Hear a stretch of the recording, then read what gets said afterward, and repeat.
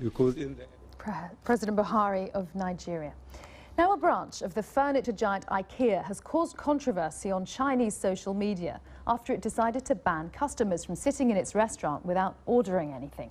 The store in Shanghai has drawn criticism from those who say that places like that are something of a sanctuary for China's lonely or vulnerable people. Joining us now is Kerry Allen from BBC Monitoring. Hello to you, Kerry. First of all, what did the store say to its customers?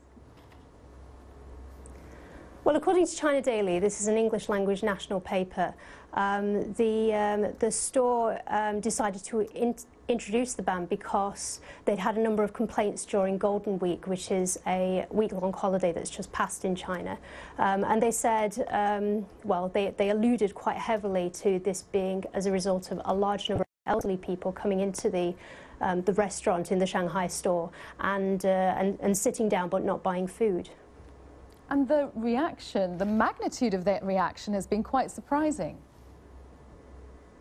It has. There's been a social media hashtag, IKEA Issues Customer Notice, which has received over 10 million views, and a number of newspapers in China have been reporting on the incident. So there's been a large social media campaign on Sina Weibo, which is the equivalent of Facebook or Twitter, and people have had conflicting responses over how they view it.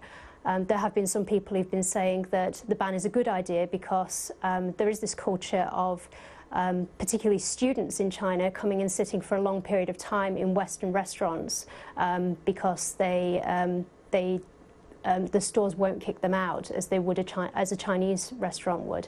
But in the contrast of this is that there have been some people saying that it will leave China's vulnerable who go and sit in the stores with nowhere to go.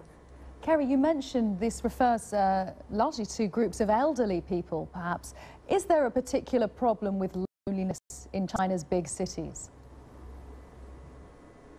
There really is. Actually there was a social media campaign back in February whereby lots of people posted pictures using the hashtag "What's your loneliest photo?" and they took pictures of particularly elderly people in China who they'd spotted, and this went nationally. There were people all over China involved in this campaign. There's been this. But on top of that, there is China's ageing society. By 2050, about a quarter of the population will be over 65. So it's something that the government are becoming more and more aware of. Kerry, thanks very much. Kerry Allen there from BBC Monitoring.